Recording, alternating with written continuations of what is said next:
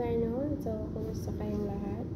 So, for today's video ay mag-prepare ako para sa iftar ng aking amo. So, ang gagawin ko ngayon ay tayo, chicken barbecue. Mayroon tayo ditong chicken boneless na chicken or chicken breast. Ayan, kinat ko siya ng pa-cube. Ayan, ganyan.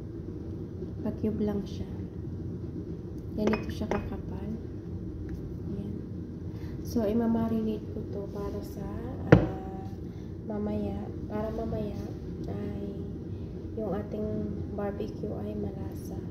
So, nag-prepare ako dito ng garlic. Ayan, may garlic tayo. Kinat-kit ko lang siya. Ito ng 1 big spoon na yogurt.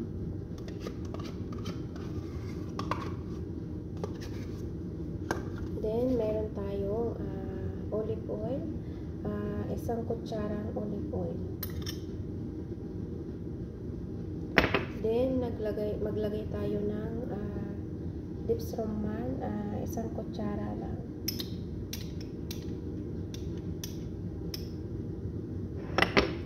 Then, ito yung ating mga pampalasa. Mag-add tayo ng salt, paprika, garlic powder at saka paminta. Ayan. Gumamit lang ako ng 1 teaspoon. Yung kutsara para lang sa buwara kung maliit. Yun lang. Then, saka natin i-mix.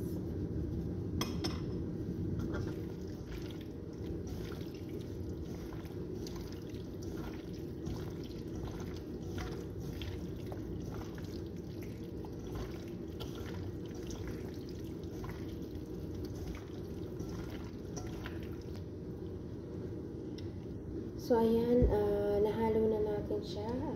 Tatakpan lang natin at ilalagay natin sa ref na mga 1 oras. Guys, natakpan na natin yung ating chicken. So, ilagay natin siya sa ref. Hello guys, so ayan, na-marinate na natin yung ating chicken ng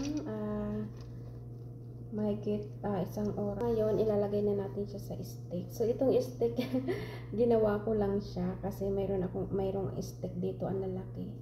So, niliitan ko at inano natin ang chicken sa stick. Ayan.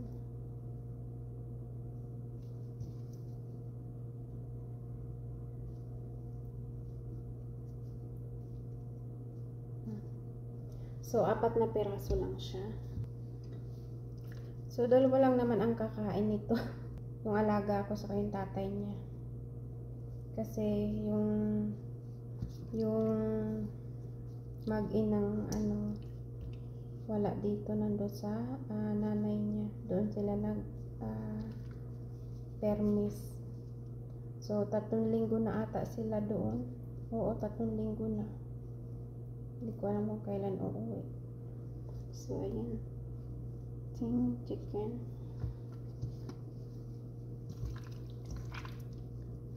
Medyo na parami yung hiwa ko ng manok kasi akala ko kasi itong akala ko ngayon doon uli sila kakain sa nanay niya, kaya dinamihan ko kasi maraming bata doon, gaya kahapon madami. So inano ko talaga siya na sa isang stick ay 4 na chicken ang ilalagay ko, 4 na hiwa.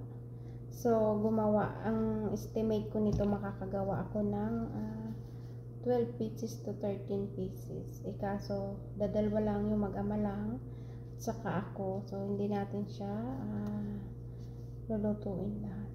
So, yung matitira, bukas naman kung ano ang magawa ko sa bukas. Hindi naman siya masisira kay ilagay lang natin sa ref at saka nakamarinate siya. Mas malasa na to bukas kasi 24 hours natin siyang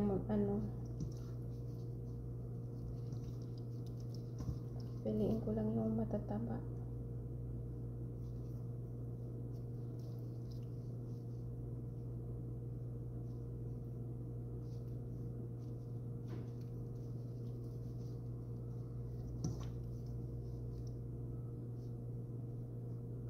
So, ano pala to? Ang sauce nito ay lemon with honey. Bagong recipe natin. Bagong recipe ng Inday. So, ayan. Ito is 4 na piraso lang. Naku, gusto to ng alaga ko. Baka yung siya lang ang makaubos nito. Yung mga niluluto ko pag dito sila nakain mag-ama, siya lang din nakakaubos. Kasi kakain sila ng putor nila. Then after ng iftar nila ay magdadasal muna sila. So pagbalik niya galing sa pagdasal, bit-bit niya yung pagkain sa taas. Hakot niya yan doon lahat sa kwarto niya at doon niya lang kakain. So okay lang naman kasi at least nauubos yung aking hindi nasasayang yung niluluto natin. Nauubos siya. Kahapon nga, pagdating niya, kasi yung kahapon niluto ko ay taco chicken. Pagdating niya, naghahanap pala siya ng pagkain. Hinahanap niya kung may tira pa. Hindi naman siya nagtanong sa akin. May tinira naman talaga ako. Mga ata yun. 6 na piraso siya kung lulutuin ko 6. Pero hindi ko pa siya nailalagay doon sa bread doon sa ginawa kong sinircle kong bread ng taco. Ngayon, after kong maglinis, nakalinis na ako lahat. Bumaba ako, ginawa ko. Pero siya, alam ko, may hinahanap siya dito sa kusina. Kaya man siya, ng mga dyan sa rep. Siguro, hinahanap niya kung may tira pa. Di nung bumaba ako, ginawa kong madalian. Tapos siya, nasa taas na siya. Pero hindi siya nagtanong sa akin, nasa taas na siya. Nung naluto ko, dinala ko sa kanya. Nung nagawa ko yung taco chicken. Nung natapos ko, dinala ko doon, pinagtimpla ko siya ng bimto. Abay, tuwang-tuwa, sabi niya sa akin, kanina ko pa to hinahanap. Sabi niya, sinesearch ko sa kusina, hindi ko makita. Sabi ko, tinago ko yan, kaya hindi pa tapos, hindi ko pa yan nagagawa. Tapos sabi niya sa akin, bukas ganito uling gawin mo ha. Sabi ko, hindi pwede, gagawin uli. Ginawa ko na ngayon, lulutuin ko uli bukas. Kailangan iba naman. Sabi niya, gusto ko to gawa ka uli bukas. Sabi ko, susunod na lang, iba naman bukas ang lulutuin ko. So, ayan, masarap daw na gustuhan niya. Sabi niya, perfect. Nakakatuwa din na nagugustuhan nila yung mga niluluto ko. Ako lang ang kung anong lulutuin ko kasi wala si amo. Pag nandito si amo, siya yung namimili kung anong lulutuin ko. So, ngayon, wala siya. Ako ang nagdedesisyon.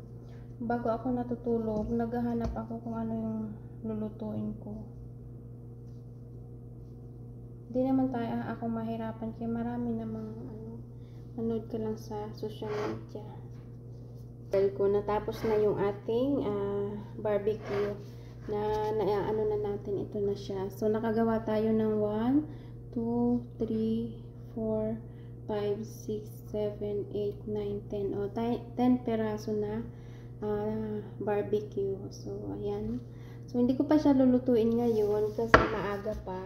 Pangit kasi siya pag niluto mo siya tapos hindi makain agad. Pangit siya, matigas. Kaya lulutuin ko siya ng mga 5:30 kasi kakain sila mga 6 to ganyan, alas 6 ang kain nila.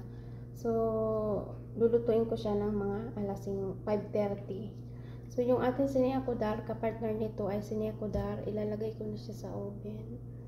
So, minarinate ko na din yun. So, sana magustuhan nila yung ating prenifer. So, ayun guys, ilagay ko muna to uli sa rep, ibalik ko uli. So, another siya, marinate. Talagang malasang-malasa to, yung ating chicken barbecue. So, ayan, update ko na lang kayo mamaya sa sunod na step ng ating chicken barbecue.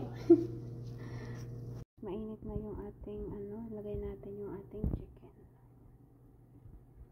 So ganito ang barbecue dito sa Middle East. Barbecue ba to? So ayun, nilagyan natin siya ng butter at saka olive oil para hindi dry yung ating barbecue. At lutuin lang natin siya sa mahinang apoy.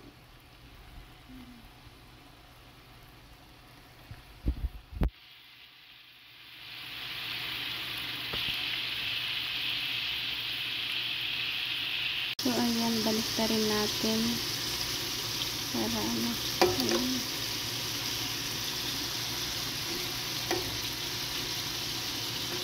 dahan-dahan lang at baka magtanggalan yung tawag doon, yung stick, matanggal sa stick yung chicken.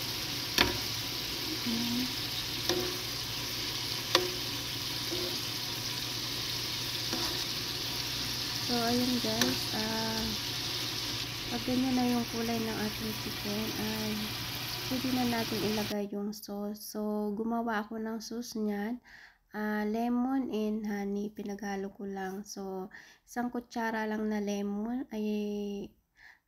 isang kutsarang honey at saka isang lemon. So okay na yun, tama na yun kasi tama lang yung pagkaasim niya nun.